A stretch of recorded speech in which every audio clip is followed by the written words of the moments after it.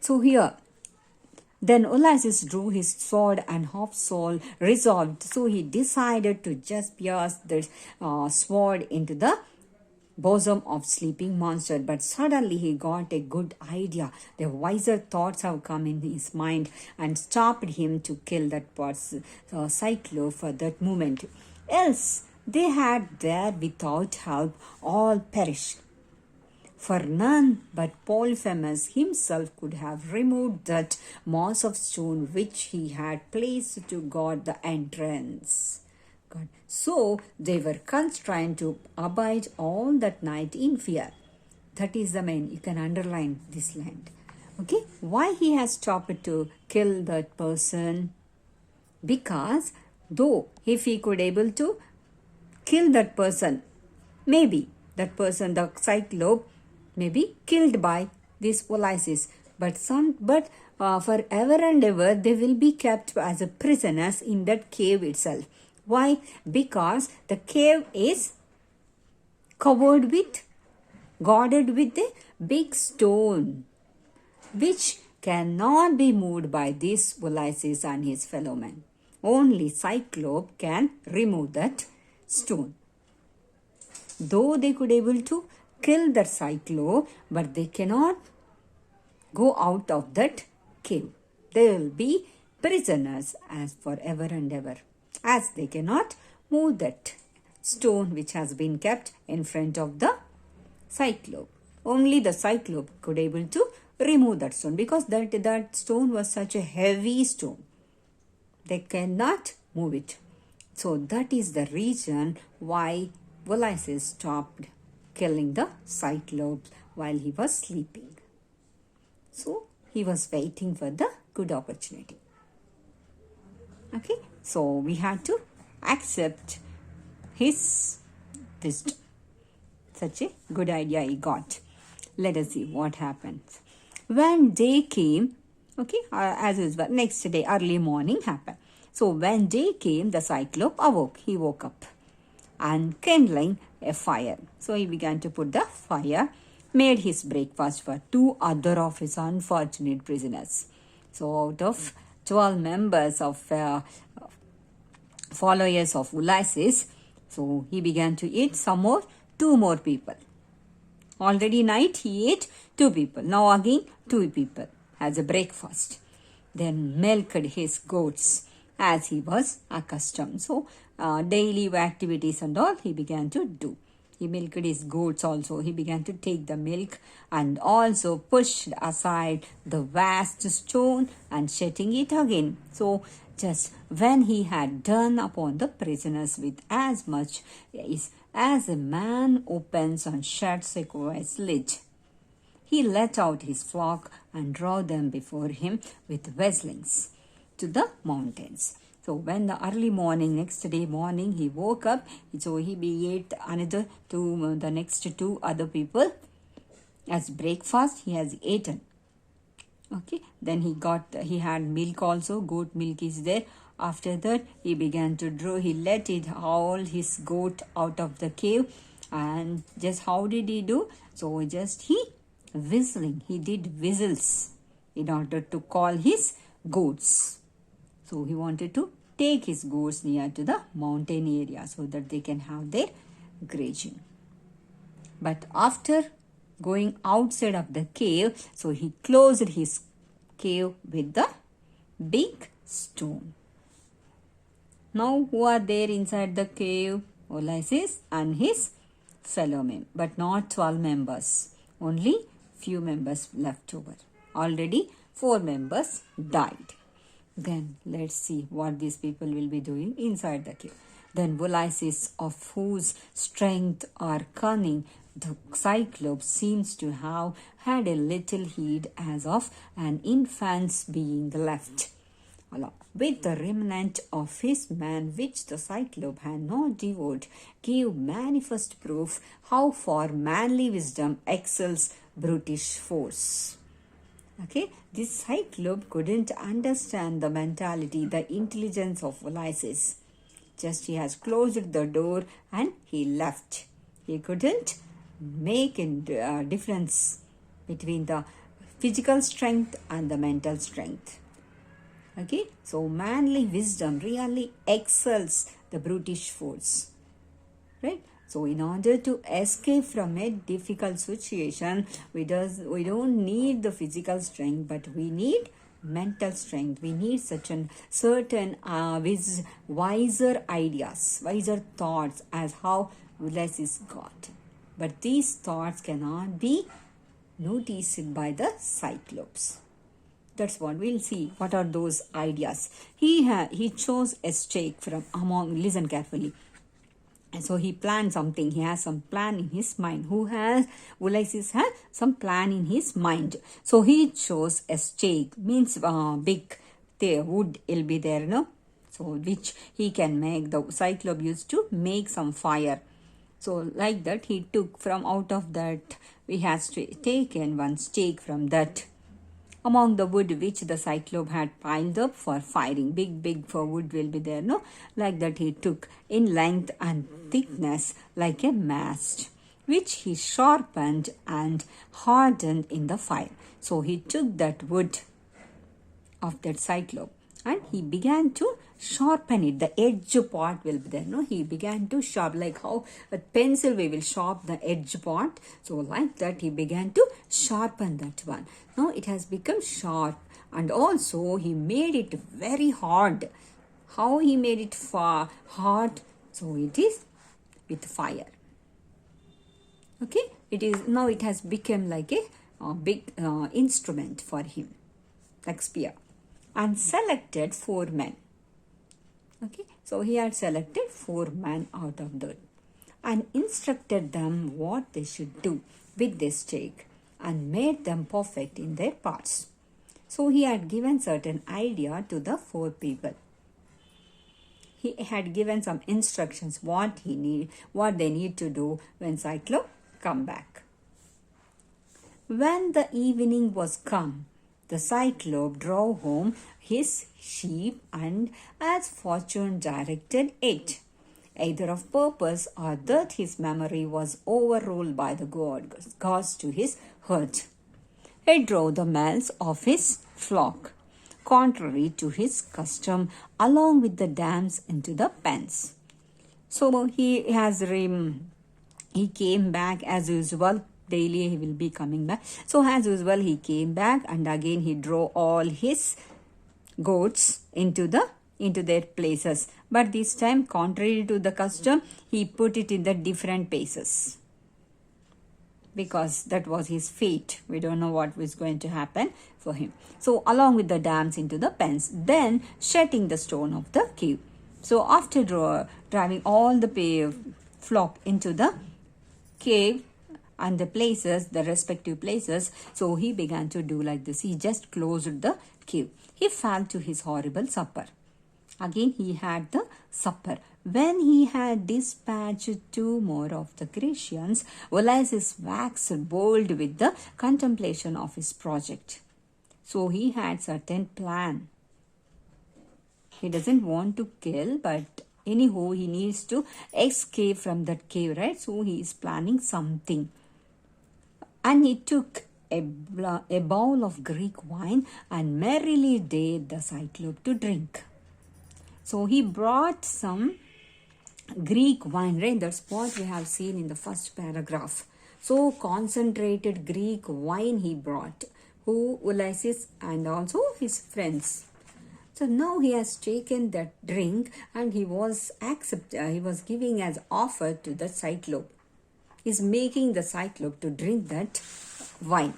So Cyclops took that one. Cyclops, he said, who said? Ulysses, take a bowl of wine from the hand of your guest. Okay, this is the wine, beautiful, tasty wine, you have it. So I'm your guest, I'm giving the wine to you. I brought this wine for you, you take it. It may serve to digest the man's flesh that you have eaten. Okay, this wine will help you to digest the food, the man's food you have taken, no man's flesh. It will be digested so nicely. So better to have this tasty wine that I have brought for you. Show what drink our ship held before it went on.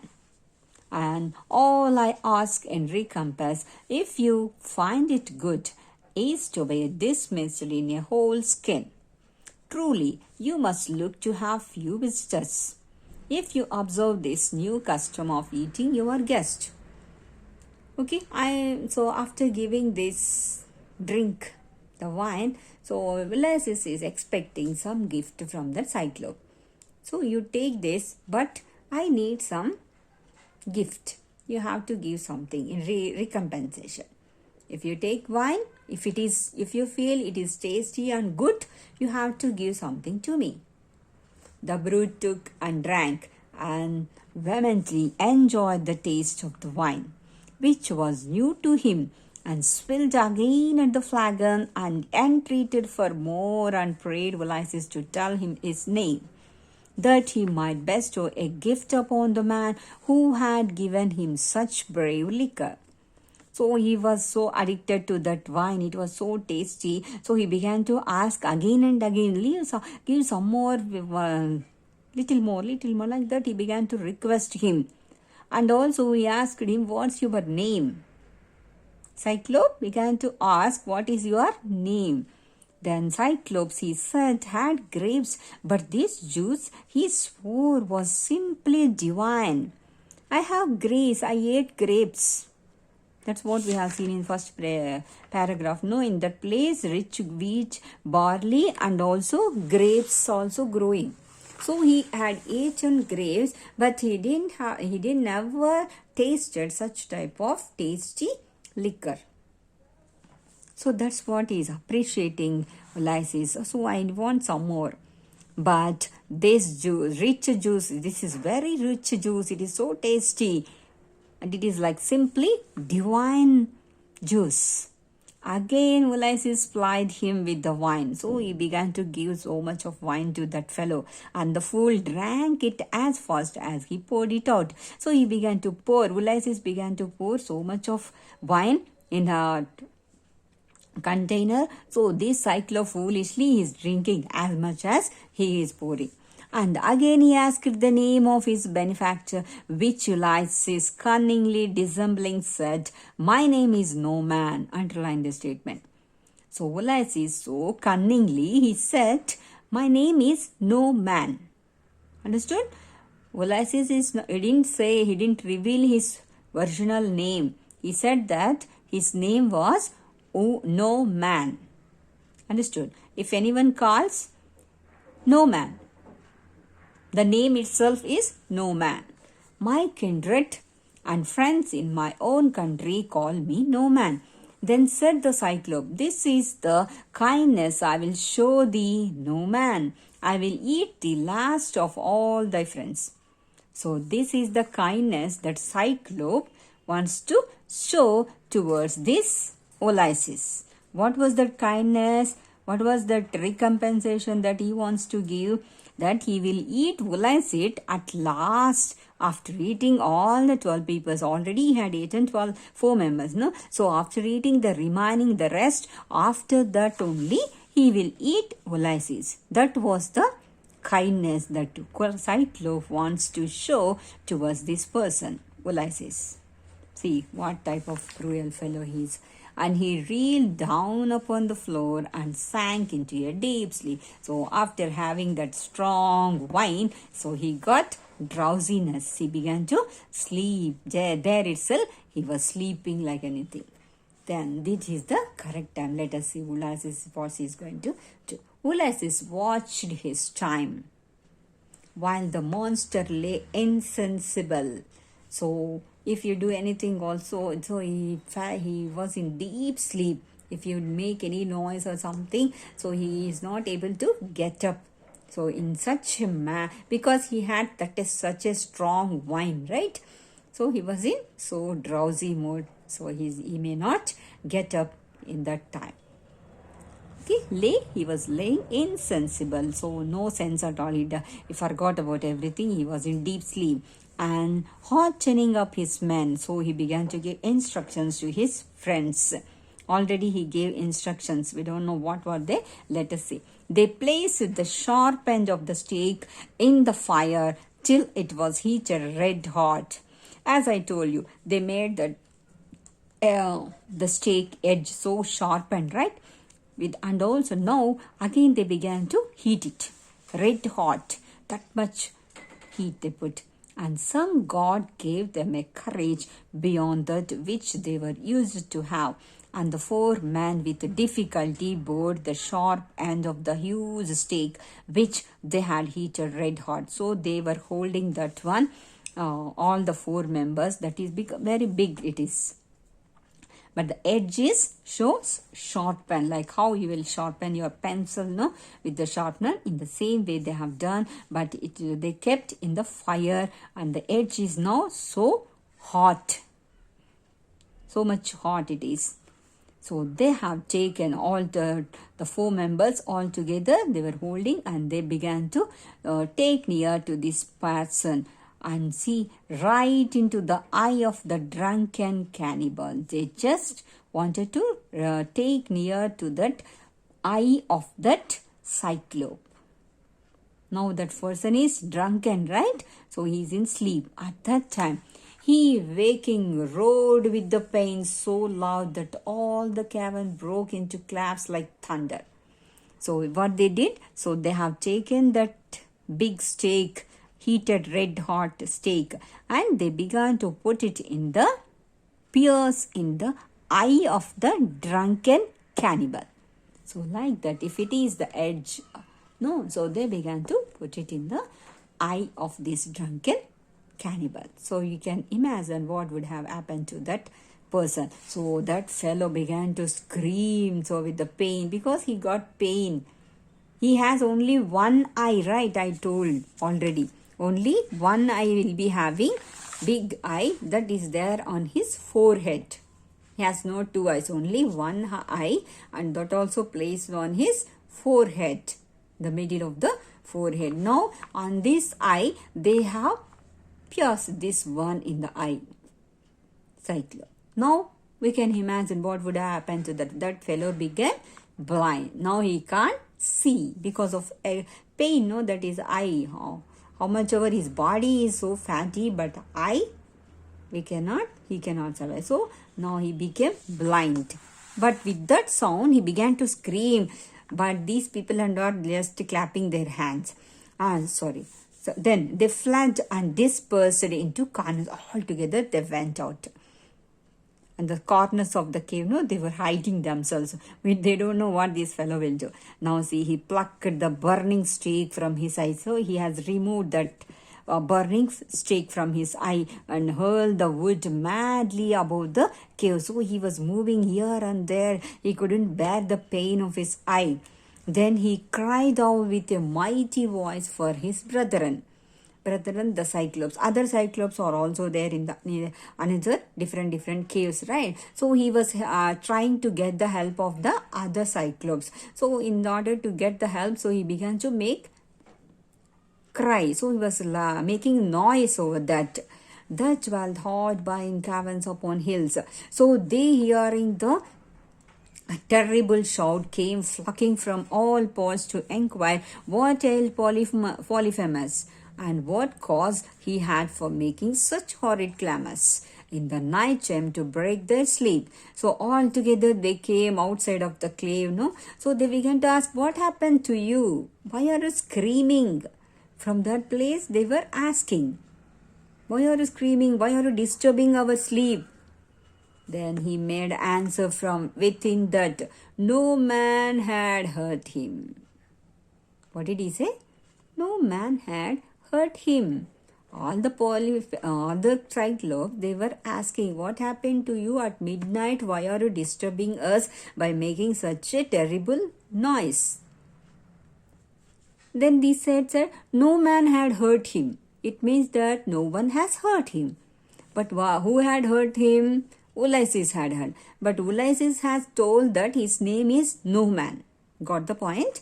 So Ulysses, as he didn't reveal his own virginal name, he told him that his name is No Man. So now he remembers only No Man, but he doesn't know that that person has another name, that is Ulysses. No man means what? No man. No other person has hurt him. Then the other Cyclops, they didn't see. They don't know about Ulysses and his fellow men are there in the same cave. Same cave, and they have hurt him. They don't know. So these were from the outside of the cave itself. They began to. Then no man had killed him. No man was with him in the cave. They replied, "If no man has hurt thee, and no man is with thee, then thou art alone." If you are alone in the cave, and still you got the hurt, and still you are getting the disturbance and the something in your evil, then definitely it is from the hand of heaven. So God himself has sent the destruction to you. So you have to bear. No one can help you. Like that, they all left him alone. See here. So he told him no man had hurt him. No man had killed him. No man was with him in the cave. Then how did you get the hurt? So they thought that definitely that hurt was from heaven. So they believed that God himself has sent the hurt to this Cyclops. So they thought that no one can help you. If God himself become against you, so no one can help you. So they left him. That is your fate. You have to bear the pain. Like that, they all left. Now this fellow is suffering. He became blind. He cannot see anything. So all together in the corners they were hiding, Ulysses and the remaining friends, and went their way, thinking that some disease troubled him. Okay, he blind and ready to split with the anguish of the pain, so went groaning up down in the dark to find the doorway, which when he found, he removed the stone and sat in the threshold, feeling if he could lay hold on any man going out with the sheep. Okay, which the day now breaking were beginning to issue forth to their accustomed pastures. So next morning, so he went out of the cave and he began to, he removed the stone which is kept in front of his cave. Now the door is open. So but he was sitting on that stone itself. So he want to check whether these people who are there inside his cave, they will go outside of the cave along with his sheep. So he want to catch those people. If it is sheep means okay, he will leave. But if it is person, then he will kill them. That was his idea. So just he was sitting in front of his cave, putting the throne. Now let's see how these Ulysses and these people will escape from that cave. Now who are there in the cave? Ulysses and his remaining people.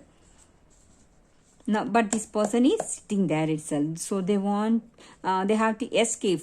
They have to escape from this hand of this Ulysses. Let's see how they could able to escape. But Ulysses made knots of the osier twigs upon which the Cyclops commonly slept. So he has taken some ropes. Big ropes will be there, no? So he has taken. Cyclops they will be using to sleep. So inside the cave, those ropes were there. So he took. Okay, and with which he tied the fattest and fleeciest of the rams together. So two rams, no? So he has tied that. So fleece, no? So soft it will be. So he took that one and he began to tie 3 in a rank, and under the middle ram he tied a man.